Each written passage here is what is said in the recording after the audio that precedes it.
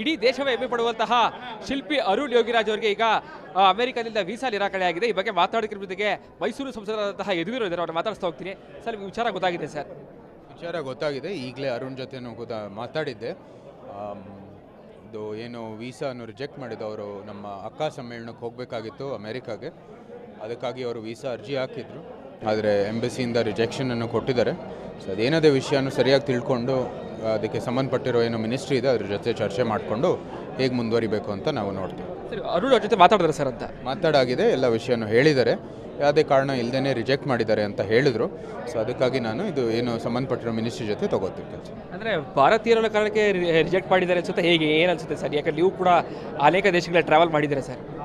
ಇಲ್ಲ, ಅದು ನನಗೆ ಏನು ಅಧಿಕೃತವಾಗಿ ಎಂಬಸಿಯಿಂದ ಏನು ವಿಷಯವನ್ನು ಗೊತ್ತಿಲ್ಲದೆ ಇರೋ ಕಾರಣಕ್ಕಾಗಿ ಇನ್ನು ಅದ್ರ ಬಗ್ಗೆ ಏನು ಹೇಳೋಕ್ಕಾಗಲ್ಲ.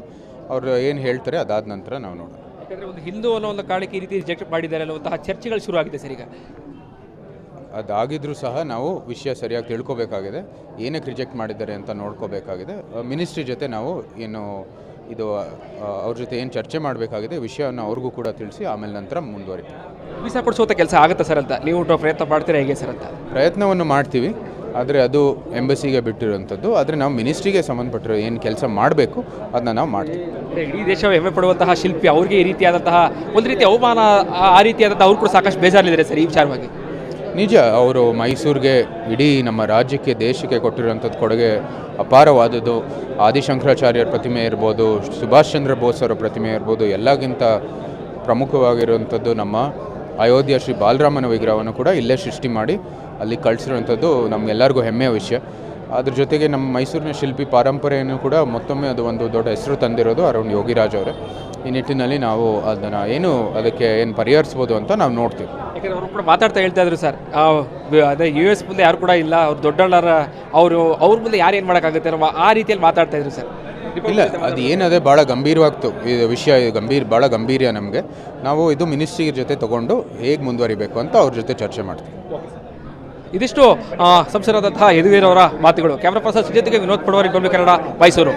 ಇಡೀ ದೇಶವೇ ಹೆಮ್ಮೆ ಪಡುವಂತಹ ಶಿಲ್ಪಿ ಅರುಣ್ ಯೋಗಿರಾಜ್ ಅವರಿಗೆ ಈಗ ಅಮೆರಿಕದಿಂದ ವೀಸಾ ನಿರಾಕರಣೆಯಾಗಿದೆ. ಈ ಬಗ್ಗೆ ಮಾತಾಡೋದ್ರ ಜೊತೆಗೆ ಮೈಸೂರು ಸಂಸದರಾದಂತಹ ಯದುವೀರ್ ಇದ್ದಾರೆ, ಅವ್ರನ್ನ ಮಾತಾಡಿಸ್ತಾ ಹೋಗ್ತೀನಿ. ಸರ್, ನಿಮ್ಗೆ ವಿಚಾರ ಗೊತ್ತಾಗಿದೆ ಸರ್? ವಿಚಾರ ಗೊತ್ತಾಗಿದೆ. ಈಗಲೇ ಅರುಣ್ ಜೊತೆನೂ ಮಾತಾಡಿದ್ದೆ. ಇದು ಏನು ವೀಸಾನು ರಿಜೆಕ್ಟ್ ಮಾಡಿದವರು ನಮ್ಮ ಅಕ್ಕ ಸಮ್ಮೇಳನಕ್ಕೆ ಹೋಗಬೇಕಾಗಿತ್ತು ಅಮೆರಿಕಾಗೆ. ಅದಕ್ಕಾಗಿ ಅವರು ವೀಸಾ ಅರ್ಜಿ ಹಾಕಿದ್ರು, ಆದರೆ ಎಂಬಸಿಯಿಂದ ರಿಜೆಕ್ಷನನ್ನು ಕೊಟ್ಟಿದ್ದಾರೆ. ಸೊ ಅದೇನದೇ ವಿಷಯನೂ ಸರಿಯಾಗಿ ತಿಳ್ಕೊಂಡು ಅದಕ್ಕೆ ಸಂಬಂಧಪಟ್ಟಿರೋ ಏನು ಮಿನಿಸ್ಟ್ರಿ ಇದೆ ಅದ್ರ ಜೊತೆ ಚರ್ಚೆ ಮಾಡಿಕೊಂಡು ಹೇಗೆ ಮುಂದುವರಿಬೇಕು ಅಂತ ನಾವು ನೋಡ್ತೀವಿ. ಸರ್, ಅರುಣ್ ಅವ್ರ ಜೊತೆ ಮಾತಾಡಿದ್ರೆ ಸರ್ ಅಂತ? ಮಾತಾಡಾಗಿದೆ, ಎಲ್ಲ ವಿಷಯನೂ ಹೇಳಿದ್ದಾರೆ. ಯಾವುದೇ ಕಾರಣ ಇಲ್ಲದೇ ರಿಜೆಕ್ಟ್ ಮಾಡಿದ್ದಾರೆ ಅಂತ ಹೇಳಿದರು. ಸೊ ಅದಕ್ಕಾಗಿ ನಾನು ಇದು ಏನು ಸಂಬಂಧಪಟ್ಟಿರೋ ಮಿನಿಸ್ಟ್ರಿ ಜೊತೆ ತಗೋತೀವಿ ಕೆಲಸ. ಅಂದರೆ ಭಾರತೀಯರ ಕಾರಣಕ್ಕೆ ರಿಜೆಕ್ಟ್ ಮಾಡಿದ್ದಾರೆ ಅನ್ಸುತ್ತೆ, ಹೇಗೆ ಏನು ಅನಿಸುತ್ತೆ ಸರ್? ಯಾಕಂದ್ರೆ ನೀವು ಕೂಡ ಅನೇಕ ದೇಶಗಳ ಟ್ರಾವೆಲ್ ಮಾಡಿದ್ದೀರಾ ಸರ್.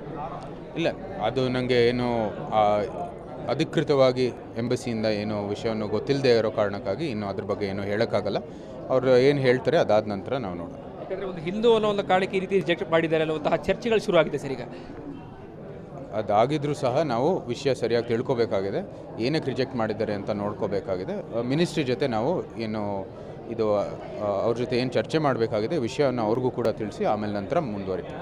ವೀಸಾ ಕೊಡಿಸುವಂಥ ಕೆಲಸ ಆಗುತ್ತೆ ಸರ್ ಅಂತ ನೀವು ಪ್ರಯತ್ನ ಮಾಡ್ತೀರಾ ಹೇಗೆ ಸರ್ ಅಂತ? ಪ್ರಯತ್ನವನ್ನು ಮಾಡ್ತೀವಿ, ಆದರೆ ಅದು ಎಂಬಸಿಗೆ ಬಿಟ್ಟಿರುವಂಥದ್ದು. ಆದರೆ ನಾವು ಮಿನಿಸ್ಟ್ರಿಗೆ ಸಂಬಂಧಪಟ್ಟಿರೋ ಏನು ಕೆಲಸ ಮಾಡಬೇಕು ಅದನ್ನ ನಾವು ಮಾಡ್ತೀವಿ.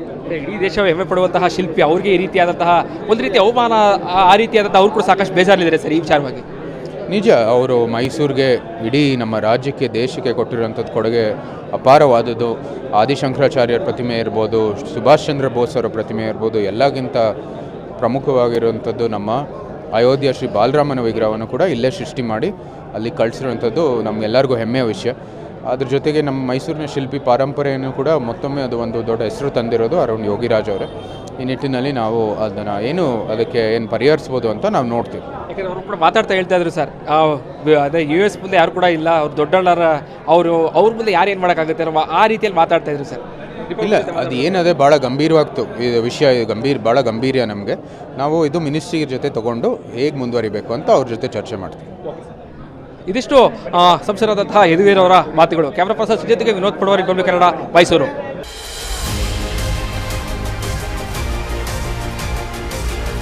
ರಿಪಬ್ಲಿಕ್ ಕನ್ನಡದಲ್ಲಿ ಸ್ವಾತಂತ್ರ್ಯ ಸಂಭ್ರಮ.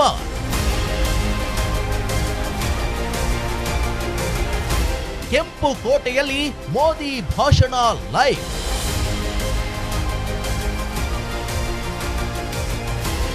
ಮಾಜಿ ಸೈನಿಕರೊಂದಿಗೆ ಮೆಗಾ ಸಂವಾದ.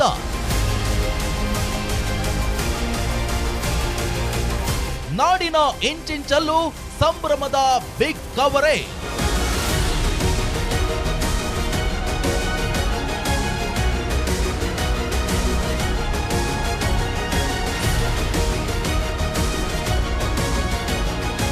ಸ್ವಾತಂತ್ರ್ಯ ಸಂಭ್ರಮ, ದೇಶ ಮೊದಲು. ಕ್ಯಾಪ್ಟನ್ ಅರ್ಜುನ್ ಕೊಂದಿದ್ದು ಯಾರು? ಅವ್ರ ನರೇಟಿವ್ ಎಲ್ಲಿ ತಂದಿಟ್ಟಿದ್ದಾರೆ ಅಂತಂದ್ರೆ ಸಂಪತ್ತನ್ನ ಹಂಚಿಬಿಡೋದು ಅಂತ. ಇದು ಸ್ಟುಡಿಯೋ ಟಿಪ್ಪು ಜಯಂತಿ ಮಾಡಕ್ಕೆ ಅವ್ರಿಗೆ ಖಂಡಿಸಿದ್ರು. Very nice.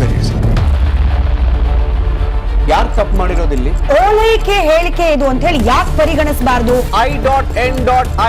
ಕಿಚ್ಚಕ್ಕಲ್ಲ ವೇದಿಕೆ. ಇದು ಫೋಟೋ ಎಲ್ಲರದು ಒಂದು ಟೈಮ್. ನಿಮ್ಮ ಸಮಯ ಮುಗಿದಿದೆ. ಅವ್ರು ಹೇಳೋಕ್ಕಿಂತ ಮುಂಚೆನೆ ಹೇಗೆ ಪ್ರತಾಪ್ ಸಿಂಹ ಪಾಸ್ ಕೊಟ್ಟಿದಂತ ಆಗ್ಲಿ ಡಿಕ್ಲೇರ್ ಆಗೋಗಿತ್ತು ಅಂತ ನನಗೊಂದು ಡೌಟ್ ಬಂತು. ಸಾಕು ನಿಲ್ಸಿ. ಕೆಟ್ಟ ಪದ ಬಳಕೆ ಕಾಂಪಿಟೇಷನ್ ಇಟ್ಟಿಲ್ಲ ನಾವಿಲ್ಲಿ.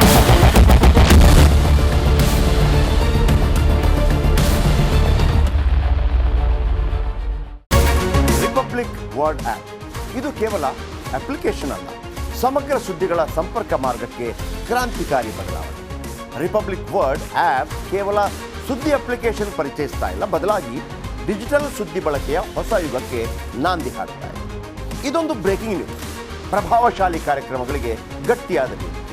ಇಲ್ಲಿ ಕೇವಲ ತಾಜಾ ಸುದ್ದಿ, ಅದರ ನೇರ ಪ್ರಸಾರ ಮತ್ತು ಚರ್ಚೆಗಳಿಗೆ ಮಾತ್ರ ಅವಕಾಶ. ರಿಪಬ್ಲಿಕ್ ವರ್ಲ್ಡ್ ಆಪ್ ಡೌನ್ಲೋಡ್ ಮಾಡಿಕೊಳ್ಳಿ. ಗೂಗಲ್ ಪ್ಲೇ ಸ್ಟೋರ್ ಮತ್ತು ಆಪಲ್ ಆಪ್ ಸ್ಟೋರ್ನಲ್ಲಿ ಲಭ್ಯವಿದೆ. ನಮಸ್ಕಾರ, ಕರ್ನಾಟಕ ಪ್ರೈಮ್ ಟೈಮ್ಗೆ ಸ್ವಾಗತ. ನಾನು ಜಯಪ್ರಕಾಶ್ ಶೆಟ್ಟಿ. ಇಡೀ ಕರ್ನಾಡು ಇವತ್ತು ರೆಬೆಲ್ ಆಗಿ ನಿಂತಿದೆ. ಈ ಹಗರಣಗಳನ್ನು ಸದನದಲ್ಲಿ ಪ್ರಸ್ತಾಪ ಮಾಡಲು ಕೂಡ ಕಾಂಗ್ರೆಸ್ ಹಿಂದೇಟು ಹಾಕಿದ್ದೇಕೆ? ನಿಮ್ಗೆ ಸಂಬಳ ಅದಕ್ಕೆ, ನಿಮಗೆ ವಾಹನ ಅದಕ್ಕೆ, ನಿಮಗೆ ವೆಪನ್ ಅದಕ್ಕೆ, ನೀವು ಅದನ್ನು ಸೆರೆ ಹಿಡಿಬೇಕಾಗಿತ್ತು. ನೀವು ವಿದ್ಯುತ್ ಬರ ಇದೆ ಅಂತ ಹೇಳ್ತಾ ಇದ್ದೀರಿ, ಎಲ್ಲಿ ಬರ ಇದೆ ನೀವು ಹೇಳಬೇಕು. ಪಾಕಿಸ್ತಾನ್ ಆಕ್ಯುಪೈಡ್ ಕಾಶ್ಮೀರ್ ಅದು ಎಂದೆಂದಿಗೂ ನಮ್ಮದು. 40 ಮೆಷಿನ್ಗಳು ತಂದಿತ್ತು ನೋಟ್ ಎಣಿಸುವುದಕ್ಕೆ, ಅದೇ ಹಾಳಾಯಿತು. ಮಥುರಾದ ಗಲಾಟೆ ಇದೆಯಲ್ಲ, ಅದು ಸ್ಥಳೀಯವಾಗಿ ಕೂತು ಪರಿಹರಿಸಬಹುದಾದಂಥ ಕಾನೂನಿದೆ. ಗ್ಯಾರಂಟಿ ಯೋಜನೆಯಿಂದ ನಷ್ಟ ಆಗಿದೆ, ಲಾಭ ಆಗಿದೆ, ದಯವಿಟ್ಟು ಹೇಳಿ. Dawood Ibrahim most wanted criminal ಯಾವಾಗಾದ ಅಂದರೆ ಇಲ್ಲಿ ತನಕ ಭಾರತ ದೇಶದಲ್ಲಿ ಓರ್ವ ದಲಿತ ಪ್ರಧಾನಿಯಾದಂಥ ಇತಿಹಾಸವೇ ಇಲ್ಲ.